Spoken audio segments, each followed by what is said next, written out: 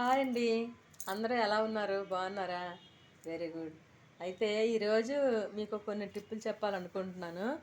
కరివేపాకు ఎక్కువ తెచ్చుకుంటాం అనుకోండి, అది అలా వదిలేస్తే పాడైపోతుంది. స్టాక్ ఉండదు. దాన్ని స్టాక్ పెట్టుకోవాలంటే అంటే ఎన్ని రోజులైనా నిల్వ ఉండేటట్టుగా కరివేపాకుని, కొత్తిమీరని సేవ్ చేసుకోవాలంటే ఎలాగో ఈరోజు తెలుసుకుందాం. ఓకేనా? కరివేపాకు ఫస్ట్ శుభ్రంగా కడిగి తడి లేకుండా ఆరబెట్టేసి, తడి లేకుండా అంటే ఇలాగా అంటే తడంతా వచ్చేస్తుంది. అప్పుడు దాన్ని ఒక తాడుతో కట్టి ఇలాగా ఇలా తాడుతో కట్టి ఇందులోని పెట్టేసుకోవచ్చు. తాడుతో కట్టకపోయినా ఇలాంటి కవర్ ఉంటే కనుక ఇలాంటి క్లాత్ కవర్ ఉంటుంది కదా, ఆ క్లాత్ కవర్లోని ఈ కొమ్మలన్నీ పెట్టేసి ఇలా కట్టేసి ఎక్కడైనా ఎండ తగిలిన దగ్గర పెట్టుకుంటే వేగం ఆరిపోతుంది. నీళ్ళలో పెట్టుకున్నా కొన్ని రోజులకి ఆరిపోతుంది కానీ పాడవదు అనమాట. అది ఇలా ఎండ తగిలిన దగ్గర పెట్టుకుంటే అలా చాలా వేగం డ్రై అయిపోతుంది. అయితే దీన్ని డ్రై అయిపోయిన తర్వాత ఒక డబ్బాలో వేసుకొని స్టవ్ దగ్గర పెట్టుకోవచ్చు.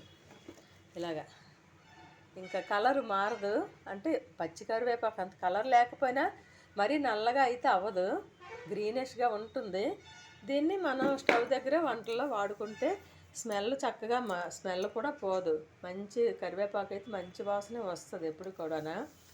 అలాగే డ్రై అయిపోయి గలగల్లాడుతూ అయిన తర్వాత అప్పుడు తీసి డబ్బాలో వేసుకొని స్టవ్ దగ్గర పెట్టుకోవాలి.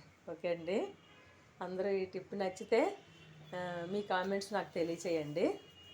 అందరూ బాగుండాలి, అందులో మనం ఉండాలి. ఈ మాటకి అర్థం ఏంటో మీ అందరికి తెలిసి ఉంటుంది.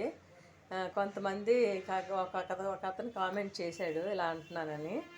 అది తప్పో రైట్ అయితే నాకు తెలియదు. నాకైతే రైట్ అని అనుకుంటున్నాను. అందరూ బాగుండాలి అనుకోవడంలో తప్పు లేదు కదా, అలాగని అనుకుంటున్నాను. మీ ఉద్దేశం ఏంటో మీ అందరూ కూడా నాకు చెప్పండి. అది తప్పు అయితే నేను సరి చేసుకుంటాను, కాదు రైట్ అనుకుంటే అదే చెప్తాను. ఓకే అండి. అందరూ బాగుండాలి, అందులో మనం ఉండాలి అనుకోవడం తప్పు కాదు కదా. అది ఓకే అండి.